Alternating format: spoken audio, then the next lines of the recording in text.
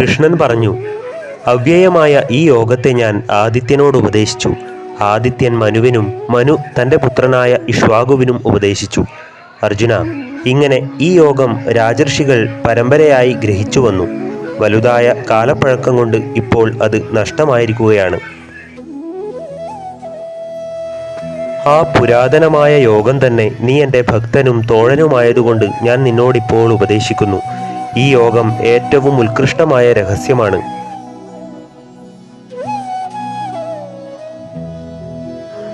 അർജുനൻ പറഞ്ഞു, അങ്ങ് ഈയിടെയാണ് ജനിച്ചത്. ആദിത്യൻ പണ്ടുപണ്ടേ ജനിച്ചിരിക്കുന്നു. അങ്ങ് ആ ആദ്യകാലത്ത് ഈ യോഗം ആദിത്യനോട് ഉപദേശിച്ചുവെന്ന് പറയുന്നതിൽ നിന്ന് ഞാൻ എന്താണ് മനസ്സിലാക്കേണ്ടത്? കൃഷ്ണൻ പറഞ്ഞു, അർജുന, എൻ്റെ ജന്മങ്ങൾ വളരെ വളരെ കഴിഞ്ഞു പോയിരിക്കുന്നു. നിനക്കും അങ്ങനെ തന്നെ. അവയെല്ലാം ഞാൻ അറിയുന്നുണ്ട്, നീ അറിയുന്നില്ല.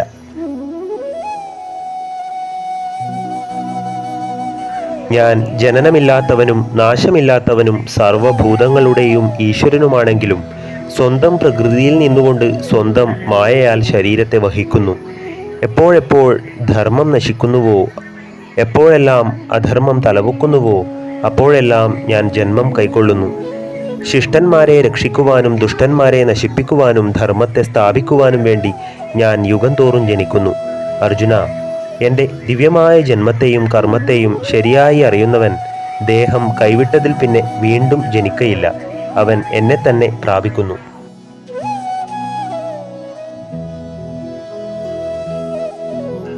കാമം, ഭയം, ക്രോധം എന്നിവ കൈവിട്ടവരും എന്നിൽ തന്നെ സ്ഥിര മനസ്സോടു കൂടിയവരും എന്നെ ആശ്രയിക്കുന്നവരുമായ ഭക്തന്മാരെല്ലാവരും എന്നിൽ സാരൂപ്യം പ്രാപിക്കുന്നവരാവുന്നു. എന്നെ ഏതു രീതിയിൽ ഭജിക്കുന്നുവോ ആ രീതിയിൽ തന്നെ അവരെ ഞാൻ അനുഗ്രഹിക്കുന്നു. അർജുന, മനുഷ്യരെല്ലാവരും എൻ്റെ മാർഗത്തെ തന്നെയാണ് അനുവർത്തിക്കുന്നത്.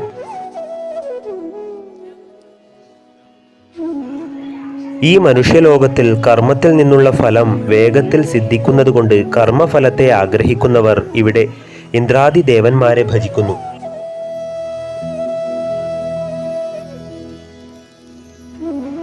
ഗുണവിഭാഗങ്ങളെയും കർമ്മവിഭാഗങ്ങളെയും അനുസരിച്ച് 4 വർണ്ണങ്ങൾ ഞാനാണ് സൃഷ്ടിച്ചിരിക്കുന്നത്. ഞാനാണ് അതിൽ കർത്താവെങ്കിലും ഞാൻ കർത്തൃത്വമില്ലാത്തവനും അവ്യയനുമാണെന്ന് നീ അറിഞ്ഞാലും കർമ്മങ്ങൾ എന്നിൽ ചേരുകയില്ല. കർമ്മഫലത്തിൽ എനിക്ക് ആഗ്രഹമില്ല. എന്നെ ഇപ്രകാരം അറിയുന്നവൻ കർമ്മത്താൽ ബദ്ധനാകുന്നതല്ല.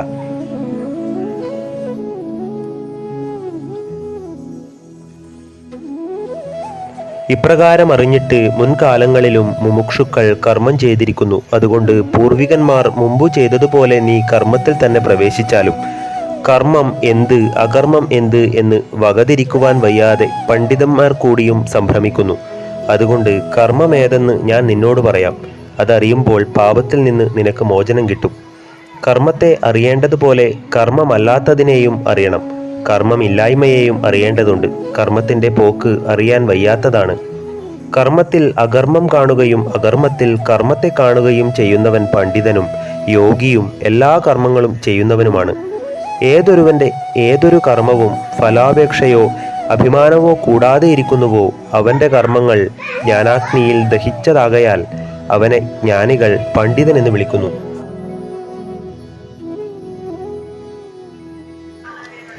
കർമ്മഫലത്തിൽ ആസക്തിയില്ലാതെ എപ്പോഴും സംതൃപ്തിയോടും ആരെയും ആശ്രയിക്കാതെയും കർമ്മത്തിൽ ശരിയായി പ്രവർത്തിച്ചു കൊണ്ടിരിക്കുന്നവൻ കർമ്മമൊന്നും ചെയ്യാത്തവനാണ്.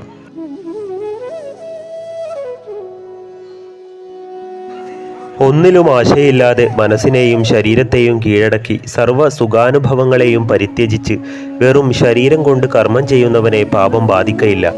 ആഗ്രഹിക്കാതെ വല്ലതും എപ്പോഴെങ്കിലും കിട്ടുന്നത് കൊണ്ട് സന്തുഷ്ടനായും ശീതോഷ്ണങ്ങൾ സുഖദുഃഖങ്ങൾ എന്നീ ദ്വന്ദ്ങ്ങളിൽ നിന്ന് അകന്നവനായും മത്സരഹീനനായും ലാഭത്തിലും നഷ്ടത്തിലും ഒരേ ഭാവത്തോടു കൂടിയവനായും ഇരിക്കുന്നവൻ കർമ്മം ചെയ്താലും ബദ്ധനാകുകയില്ല.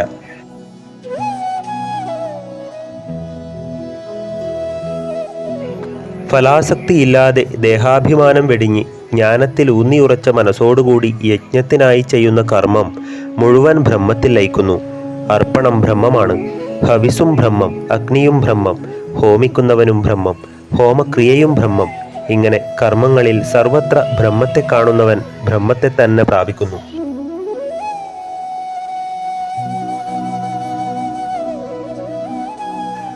ചില യോഗികൾ ദേവപ്രീതിക്കായുള്ള യജ്ഞത്തെ അനുഷ്ഠിക്കുന്നു. വേറെ ചിലർ അവർ തന്നെ അവരുടെ ആത്മാവിനെ ബ്രഹ്മാഗ്നിയിൽ ഹോമിക്കുന്നു.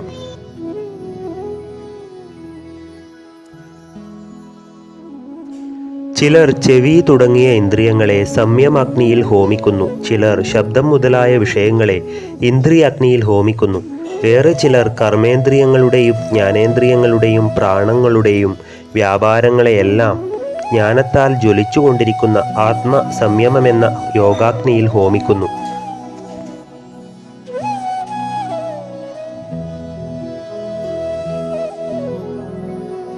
ചിലർ ദ്രവ്യം കൊണ്ട് യജ്ഞം ചെയ്യുന്നവരാണ്. ചിലരുടെ യജ്ഞം തപസ്സുകൊണ്ടാണ്. ചിലർ ചിത്തവൃത്തിയെ നിരോധിക്കുന്നതായ യോഗയജ്ഞത്തിൽ പ്രവർത്തിക്കുന്നു. ചില യതികൾ ഘോരവ്രതമനുഷ്ഠിക്കുന്നു. അർത്ഥബോധത്തോടുകൂടി വേദാധ്യയനം ചെയ്യുന്നതായ യജ്ഞത്തിലാണ് മറ്റു ചിലർ വർത്തിക്കുന്നത്. ചിലർ അപാനനിൽ പ്രാണനെയും പ്രാണനിൽ അപാനനെയും ഹോമിക്കുന്നു. ചിലർ പ്രാണനെയും അപാനനെയും നിരോധിച്ച് പ്രാണായാമത്തിൽ തൽപരരാണ്. ചിലർ ആഹാരത്തെ പരിമിതമാക്കി പ്രാണങ്ങളെ പ്രാണങ്ങളിൽ ഹോമിക്കുന്നു. ഇവരെല്ലാവരും യജ്ഞത്തെക്കുറിച്ച് നല്ലവണ്ണം അറിയുന്നവരും യജ്ഞത്താൽ പാപം നശിച്ചവരുമാണ്. അമൃതതുല്യമായ യജ്ഞശിഷ്ടത്തെ അനുഭവിക്കുന്നവൻ ബ്രഹ്മത്തെ പ്രാപിക്കുന്നു. യജ്ഞം ചെയ്യാത്തവന് ഈ ലോകത്തിൽ സ്ഥാനമില്ല. പരലോകത്തിൽ പിന്നെ എങ്ങനെയുണ്ടാകും?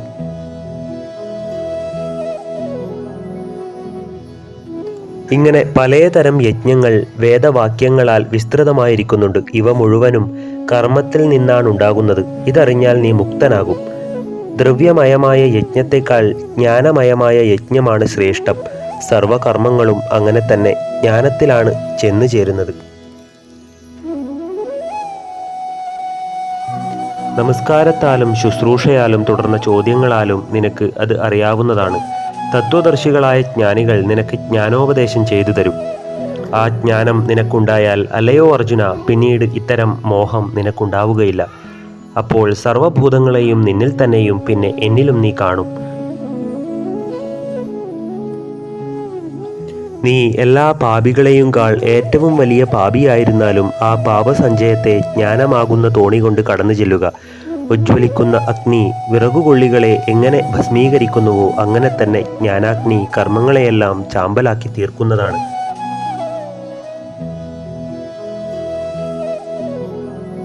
ലോകത്തിൽ ജ്ഞാനം പോലെ വിശിഷ്ടമായി മറ്റൊന്നില്ല. കർമ്മയോഗത്താൽ സിദ്ധിയെ പ്രാപിച്ചവൻ കാലക്രമത്തിൽ ആ ജ്ഞാനത്തെ തൻ്റേതാക്കുന്നു.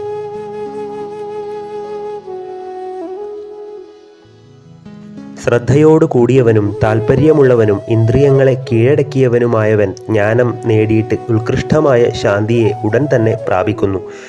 അജ്ഞനും അവിശ്വാസിയും സംശയാത്മാവും നശിച്ചു പോകുന്നു. എപ്പോഴും സംശയിച്ചു കൊണ്ടിരിക്കുന്നവന് ഇഹലോകമാവട്ടെ പരലോകമാവട്ടെ സുഖമാവട്ടെ ഇല്ല.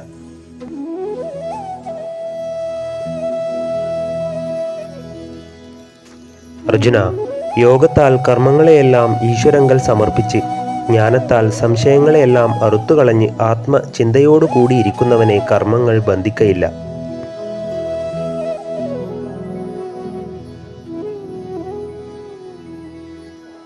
തസ്മാദജ്ഞാനസംഭൂതം ഹൃസ്തം ജ്ഞാനാസിനാത്മനഃ ചിത്വൗനം സംശയം യോഗമാദിഷ്ടോത്തിഷ്ഠ ഭാരത.